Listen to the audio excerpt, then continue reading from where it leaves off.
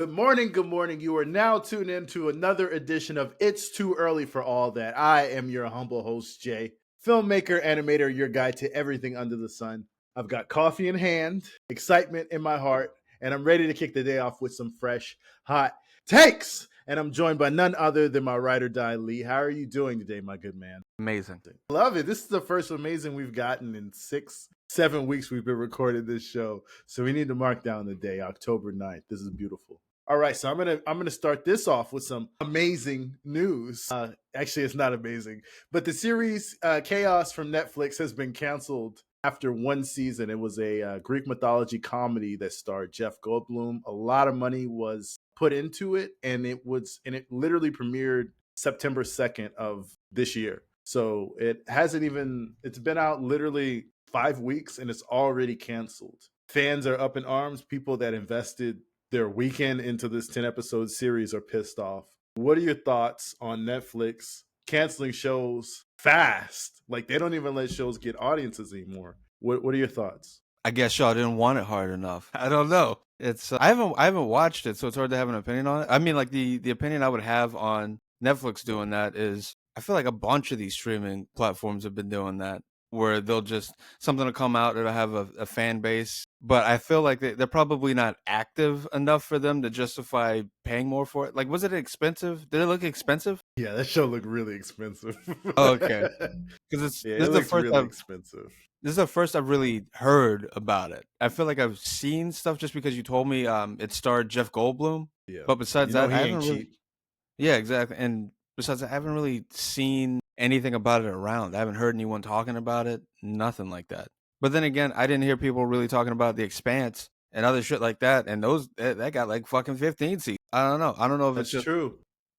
I don't know if it's Yeah. just where I'm at, but at least with The Expanse, like I sort of heard something.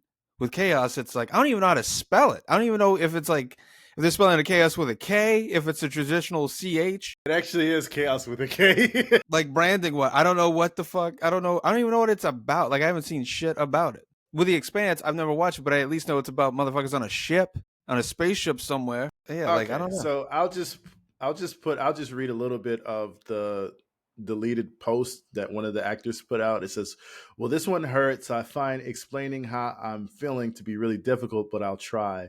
When I started auditioning for this show, I knew it was special mainly due to the fact that Charlie Colville's scripts resonated with me in a way most things hadn't. I knew all these people and loved all them all, every flaw, everything." And then he just goes on to say how much he really connected with the mythology of because each character is like a Greek mythological person, and he really connected with his character. I think he was immortal, but it was the writer of The End of the Fucking World. I don't know if you've ever seen that one. It's a really big hit on Netflix. It's a great series, but That guy said that he related with his character. That was a god. no, he was immortal. His He was character was what a immortal. fucking narcissist. Yeah, I know. What a narcissist. But I think Netflix needs to, I think that the streaming services they're cannibalizing themselves. They're moving too fast and they're canceling shows. And they're not even letting shows get audiences, because the funny thing about streamers is, you brought up The Expanse. These are shows that were canceled on regular TV or other platforms and then picked up. I think The Expanse jumped from the TV from Sci-Fi Network to Amazon Prime, if I'm not mistaken, but because it didn't find its audience, but it ran for 2 or 3 seasons. And now the last stop, which is Netflix is not even letting their shows find their audience before they cancel it, which is weird because Netflix is usually like the Hail Mary for a show when it gets canceled. So I don't know, man. I don't think this is a good look, and I'm really glad that I'm noticing a trend that I'm watching regular like network television more. I'm noticing a trend that networks aren't chasing streamers anymore. They're starting to produce more TV shows that are straight up like older television networks, and they're not trying to do that whole 10 episodes and done type stuff that Netflix does and all these other streamers are trying to replicate, because it's not sustainable. And unless you have goo gobs of money to just constantly throw every season. So I'm just glad that network television is moving away from this mall, because this mall sucks. This mall sucks, Well, dude. I was gonna say, based on going off of one thing that you said. Netflix is better for revivals than it is for the original content. Like if something's on AMC and it has lower viewership, if it gets licensed to Netflix, that's where it seems to find its legs. It's usually shit like that. Or like something that was already done, like Suits, all of a sudden got like a resurgence / a new fan base just from being on Netflix. So it's more of like everyone else's shit does well on Netflix, but it's like when they do their, because Chaos was an original, wasn't it? Yeah, it was an original. Yeah, it's like, yeah, that's the thing. Like whenever they try to do something original, it's usually hit or miss. Their big thing when it comes to streaming, it's always when someone else's shit comes onto the platform, and then other people go, they get to binge it and go, oh shit, this is the fucking, what is this? It's, Yep. I mean, which makes sense because it's traditional television, or it's like, I don't know, legacy television or television from experienced show writers, because it's like, people that are going through. Oh, you hit the nail on the head, though. You said Yeah, traditional work for television. That's AMC, exactly what it is. TBS, Yeah. whoever else. These are experienced people. So, but the only problem is they don't have that viewership on that traditional network. So when it hits that like a streaming platform, the premier streaming platform, boom. So I mean, like I feel like they just have to figure out some sort of, which they probably already do, but some partnership with just other networks to be like, okay, like what? Give me your high end scraps. So let's enter some sort of symbiotic thing. You have this thing that you put a lot of money into, and it doesn't have the viewership. Send it over this way. We'll keep it for like a year or something like that, 2 years. People will start talking about it, get into it, and then all of a sudden you'll be able to, we can co-produce the next season if this thing takes off again. Like Interview with a Vampire or whatever the fuck that had lower viewership on AMC, and it's like, we can't really afford to finance a third season. There's not really the viewership there. Hits Netflix, people are like, shit, they're loving it. They're making memes about it on TikTok. Now let's enter this collaboration, this collaborative effort. Boom, get that third season going, and we get some of that. Netflix, that is, we get some of that from that third season, or at least give us like. I was gonna say, or at least give like if they don't want to enter like co-collaboration, like a co-producing effort, just at least give them like first rights to licensing. Yeah, but again, like when it comes to streaming, said, though, Netflix is making shows hits, and then these other streamers are trying to take it away and launch whole streaming networks based off the hit that was a hit over here. Like don't get me wrong, The Office was always a hit, but when they put it on Netflix, it became like stratospheric. And then they were like, "Oh, we can launch Peacock." And have you logged into Peacock? It's not good, bro. But that's my point. Like they're what started all of this now. Max, Disney Plus, where everyone, exactly what you said, where everyone, it was like, well, we have our own content. Let's just launch this platform, especially with our legacy media and shit like that, Paramount Plus. But you log on to them, their players are shit. Like the platforms are shit. They load horribly. The video players are just awful for the most part. And I feel like a bunch of them, we're probably going to get to the point where a bunch of them are just going to start folding. I feel like Showtime sometime soon. I don't even know what's going on with that as a premium channel. I feel like soon, and I have no basis for what I'm about to say, I feel like soon they're going to become a production house. They're just going to start making shit and then giving it either to Hulu, Max, or Netflix. And then I feel like the other ones are going to fold. The only ones I can see still standing, because I think Paramount is probably going to fold. They have good shit though, but I feel like more people will watch their shit when it's like licensed over to Hulu or other platforms more than anything else. So because that's when I was watching Jersey Shore. I'm not getting fucking Paramount Plus. I already used up my free trial. I'm not signing up. Fuck that. I'm not doing it. So that's probably going to fold. Okay, so what I was going to say, the only ones I see standing besides Netflix are Max, because they just make good programming. That's WB, that's HBO. I don't know. They just know good television, premium television or otherwise. And then Disney Plus, only through the sheer amount of money that they have. They're going to hold on for a while, but I feel like they'll probably, someone at Disney, because it's so big, it's a conglomeration, they'll just say, okay, fold that branch, the streaming branch or whatever. Since we already have that partnership with Hulu, we already have that stake in Hulu. Anything we got, because they've already been doing this here and there, just put that shit on Hulu.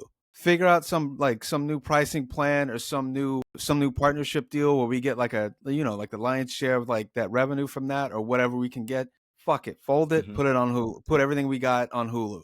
because I can also see well, then I would also say I see Hulu standing the test of time, just because, like, not because of the strength of their content, just because it's been around one of the longest. It's like Netflix and Hulu, and I feel like enough people have it. But I mean, like, that's also like a conglomeration of shit. It's like Fox, ABC, CBS, like whatever the fuck Disney owns, plus like who, like I think other conglomeration that that Hulu started out as. Now, like Disney owns all of it besides CBS and NBC. Yeah. Sorry, but doing like the rambling thing again. Yeah, I was like, this nigga. Now you were saying facts, but I was just like, that is still going. I'm sorry. Because I felt it. It's not funny. It's not funny. It's hilarious to me. I'm like doing the muttering thing, and it's like, okay, and then I have to look at someone's face, and I'm like, okay. I was looking at the time. I was like, wait a minute, this nigga been talking like 7 minutes. This nigga's doing a filibuster. Shit, that was funny. All right, man. Don't take I never no get to offense. talk. I never get to talk to anybody else. I'm sorry. This shit's got to come out. I know. I was like, that's why I got off of it. I was like, this nigga lonely. You the old nigga won't let you leave. You try to talk to the old nigga, try to get away. All right, now. Oh my god! I'm gonna let you talk, Fulton. Don't worry. I'm gonna let you get the mic, man. Don't worry. I went straight African with it. Rapper Joe Budden says he has a better mixtape discography than Lil Wayne. What are your thoughts? I'm too young for this. Joe Budden's never made any No Ceilings mixtape. What do you mean you're too young for this? You were alive his entire run, bro. No, but I mean, like when he was like, when Joe Budden was like Joe Budden, I didn't like. The thing is he that was like never Joe Budden. That was like the late 90s. No, I mean like in New York. You ask any like New York dude, they were like that's the generation above us, like my older cousins and shit like that. They'll be like, oh shit, Joe Budden's is that what the fuck did they call him? He had a nickname. It was like Budden is that nigga. He was like he was in the streets, he had them mixtapes and shit like that. I used to watch his fucking rap battles on dial-up and shit. Like there's a whole generation of those dudes. Dudes who like no world. Joe Budden is like a different like dude to them. But to me, it's like you asked me that question that you just asked me. It's like Joe Budden has never made a No Ceilings mixtape, so I don't know what the fuck. Like to me, you asked me, I'll be like, I don't know what the fuck you're talking about. I don't know what he's talking about. I think he's just trying to get people talking. I don't know. I just think I think he's just trying to get people talking because in no world, in no reality, no alternate timeline, we can get Doctor Strange as a guest and maybe he can check the timelines and tell us, is there any timeline where he has a stronger mixtape game? And he's going to come back and Doctor Strange is going to come back and be like, no, there isn't. I'm sorry. But here's the thing. Have you listened to his mixtapes? Bro, I don't care. Exactly. That's my point. Care. Like, so how do you know? How do we know? No, the thing is I know mood music, and that's what I thought. And I put on Twitter, I was like, I can't name one of his mixtapes. Like, I can't even name one of his mixtapes. I used to run a mixtape website. So this goes to tell you, I'm not some idiot that doesn't know. He wasn't making mixtapes when you were doing that then. Yes, he was. Yes, he was. Not like that. He wasn't having the run that he had before. Bro, he never had a run, dog. He never had the generational run you're referring to. He had songs. No.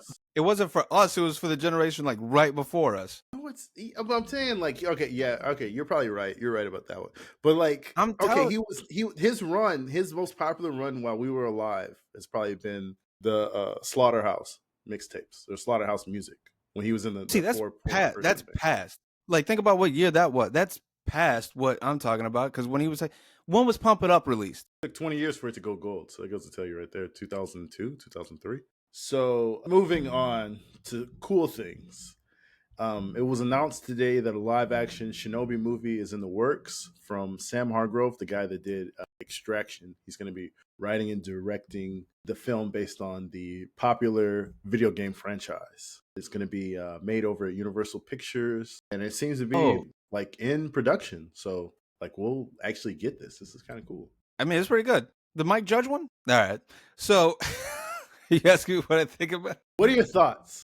I'm hoping it's based on the PS2 one. I like that. I like the aesthetics of that one with like the Holtzma and like the long red scarf and shit like that. I don't like it's such a weird property to just bring up again. But like if they do, I hope they at least like because it's so random. But if they do, I hope that there's at least a remaster of that game and Nightshade coming, or they're maybe working on a new one. Yeah, I don't know. It's such a fucking weird one. Like that's got to be like a fan project. Like he was like old enough to like play it on the PS2, or maybe even the I think the original one was on Sega Genesis. I can't remember. I was like that's another thing. I was like too young for that one, but I was old enough for the PS2 one. That was my shit with the whole Tate system.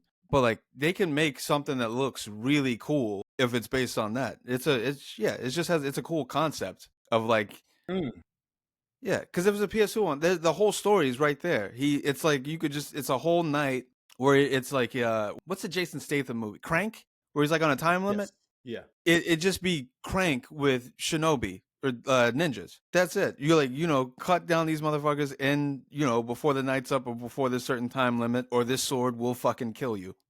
So it could be really cool. I agree. I think knowing Hollywood, they're probably not going to follow the storyline because, like you said, it's well thought out, it's fleshed out, it's solid, it makes sense, Simple. and it can be done on a good budget. So we're not going to do that because that's what you would see coming. Yeah. So what I think they're going to do is I think they're probably going to, I don't know, man. It just seems like the other productions that they've done, it feels like they're going to like try and make it. Did you see the G.I. Joe Snake Eyes movie? Mm-mm. I know it exists. It's like where they try.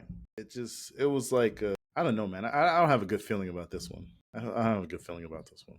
I feel like Peter Parker at the end of Avengers. I don't feel so good about this one. I just don't, man. I'm thinking about it. I'm thinking out loud, and I'm just like, when has there ever been like a really good video game adaptation recently? Like especially from a company like Sega. Like the Sonic movies are good, but they're good for children. Shinobi is supposed to be like adult, so I feel like they're probably the Sonic movie's not bad. I mean, no, I'm just making a joke about Sonic fans. They're special. They're like they're a bunch our age, and they're pretty fucking. They're some special folks. They are some special guys. I got a story about that one. All right, you know what, man? Whole point is, I don't think it's gonna be good personally. I think that the director has good intentions, but I don't think they're going to let him cook the way he needs to cook because I don't think that they're going to let him go hard R, which is what he needs to do if he wants to make something solid. But I will tell a story about a guy, a 35-year-old plus man that I know that wears a Sonic hat outside during the day. Unironically. Right, so I was hanging out unironically. All right, so I was hanging out with a friend of mine. It was a Sunday, and he's like, "Oh yeah, we were having lunch," and he's wearing a Sonic hat. And he goes, "And I got to cut our lunch short. I got to go. I got a date." And I was like, "You got a date with who?" He shows me the photo of the girl. He's like, "I met her on a dating app." And I'm like, "All right, that's cool. Good for you, And then he goes, "Yeah, man, I know a little bit about her. She knows a little bit about me. We're kind of vibing. So I hope it ends up well so I can get a second date." I'm like, "That's cool." I said, "You want a second date?" And he's like, "Yeah, I want a second date." And I go, "All right, step one, take that fucking hat off." And he was shattered. He was shattered. I mean, the hat is like blue. It's Sonic blue. It's got like tails on this side. It's got Knuckles on the other side. It's got Sonic running, like speed on the legs, on the feet. And I'm like, bro, take the fucking hat off. You 35, dog. Like, you trying to smash, right? Like, for real, right? Like, or I mean, what are we doing? Like, because like if. I was like, he was like, "What do you mean?" I was like, "Bro, you do not know her. She does not know you. Her first impression is like you're a man meeting her over your 30s and you're wearing a Sonic hat." And he's like, "Yeah, but I want her to know the real me." I was like, "Yeah, she can meet the real you like after, a couple times and then she's chill. But who the fuck wants to come out of the gate and be like, yeah, I like Sonic. I'm a grown man. You want to go see Knuckles on TV? It's on Paramount Plus. You can come over. We can watch it." Like, come on, dog. Like, what is you a grown ass man? That's like telling a girl that you. I remember I was in high school, bro. And then I think I was in the 10th grade. And then somebody said, "Yo, let's play Yu-Gi-Oh!" And I remember there was a girl I liked, and I was like, "Nah, I can't be seen playing Yu-Gi-Oh!" Like, I know, whatever, man, call me lame, whatever. But I knew that the nerds are like the losers, not the nerds, the losers, the social pariahs were playing Yu-Gi-Oh! 6 o'clock in the morning. They were doing it. So I said, I'm not going to be Always there. that. I want to be the winner. I want to be over there. It just is what it is. So he took the hat off, but he didn't get a second date. But, he needed a lot more. She could smell the hat on him. She could smell it on him. He takes it. It doesn't matter if he takes it off. It's too late. It was already on. She could smell the Sonic fan on him. If you're like, fuck those dudes. If you're a Sonic fan with red hair over the age of 21 from Wales, you specifically, fuck you. Did I know this guy? Okay. Yeah, but I mean that what I just said about that guy from Wales. Fuck that guy. All right, man. So Sebastian Stan, the actor, plays Bucky in the Marvel universe. Yeah, Donald Trump in the new movie. He's defending Marvel, saying that if Marvel was gone, it'd be such a big hole to try and fill up. Don't just go out there and shit on something without offering something better. Cut the check. I don't know. Yeah. I don't have anything bad to say about Marvel, to be honest with you. They make some of my favorite movies. Yeah. I think a lot of people like to poop on them because they're successful. That's literally it. People just want to, it's the popular thing now. Because it's so weird to think about it that it's like, what are they like? Over 10 years old now? Like, when did Iron Man 1 come out? It's over 15 years old, Brody. Yeah. So it's like, that's the thing that I had to that I had to realize, like, I think it was last year or like some months ago. Or it's like, man, it just flipped. Like, what the fuck happened? But besides the typical thing of, something's niche and then it gets popular and all of a sudden everyone wants to fucking hate on it.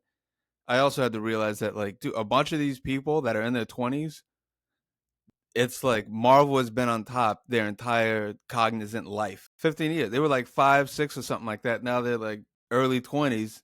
They're like, oh, fucking Marvel. Fucking dude. But we weren't like that with Disney movies. So that's even like weirder to me. Yeah, and Disney was on top when we were young kids. Yeah, we lived like our generation was like, we were going through the Disney Renaissance when we were kids. We had like the movies that they're like trying to cash in again on now, like the whole nostalgia thing, like redo The Lion King and The Little Mermaid and all that shit, and Mulan. Like they're trying to redo all that shit. But yeah, even then we were like, yeah, this is still the shit. This is like, yeah, this is good. I don't know. Cynicism seems to be like what was the thing like for a couple of years, but it was like, it felt more fun back then. Now it's just like these motherfuckers don't like anything. They only like what people tell them to like, while also trying to come across as free thinkers. It's true, man. People just love to poop on things and go over the top with it. I think cinema is in a good space. I think cinema is going back. Creators are going back to the independence. Everybody wants their independence. There was a run to go to the streamers. There was a run to go to this. There was a run to go to that. It was a run to make a comic book movie. But now it's just cyclical, man. Always, yeah. It's just cyclical. So it's like, I think if anybody thinks that Marvel is bad for cinema, I mean, Marvel is literally keeping the doors open. I have never seen that many people in the theater than I saw for the Deadpool and Wolverine joint. And people were happy. People were spending money. People had popcorn, drinks, their wife, their kids. 5, 6, 7 people there. Everybody with popcorn, drinks, spending money at the theater, keeping the doors open. So I know the theaters are loving that these the superhero movies are staying long in the theaters, and they're working with the theaters to stay open and not staying there 3 weeks and then running to video on demand. Like new Beetlejuice movie, which I felt like that should still be in theaters.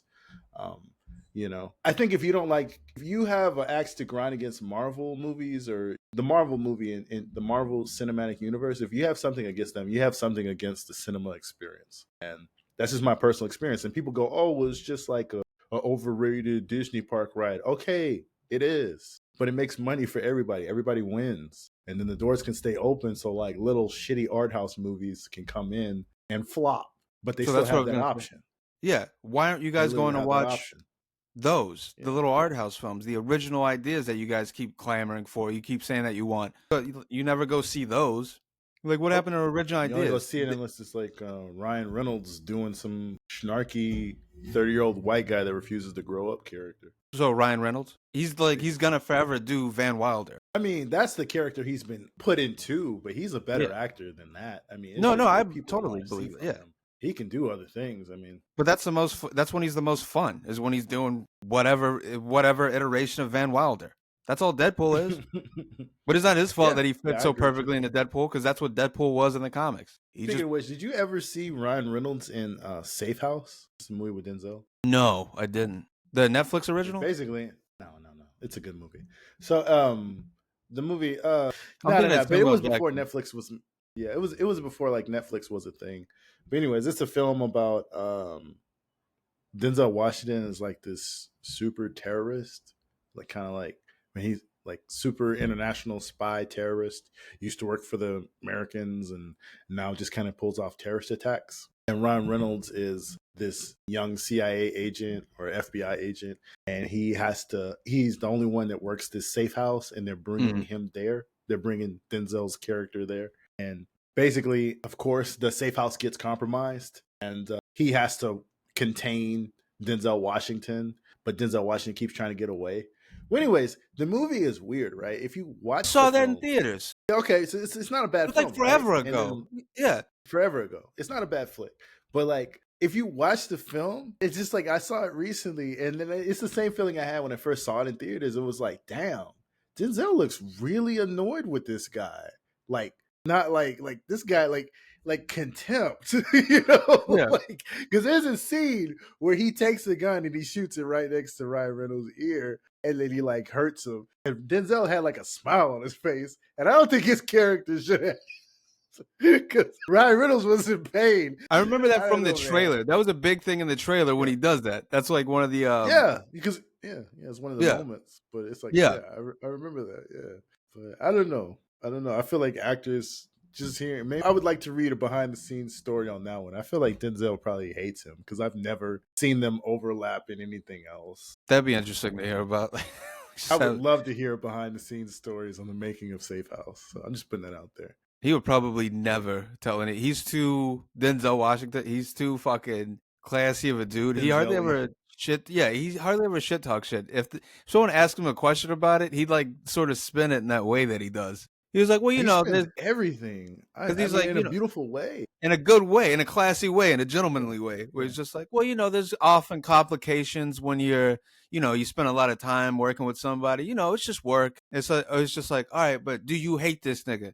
Does anybody hate anybody? You know, I mean, like it's just Yeah. a job. Do you hate this nigga? You know, when two actors get caught up in a role and the characters just overtake their minds, who knows? He has a process. I have a process. Like, you know. Just like No. that. The question was, do you hate this guy? But I don't know. All right, guys. So this has been another edition of It's Too Early for All That. I don't know. You got any words of advice, Fulton? If you're thinking about doing it, don't. Yeah.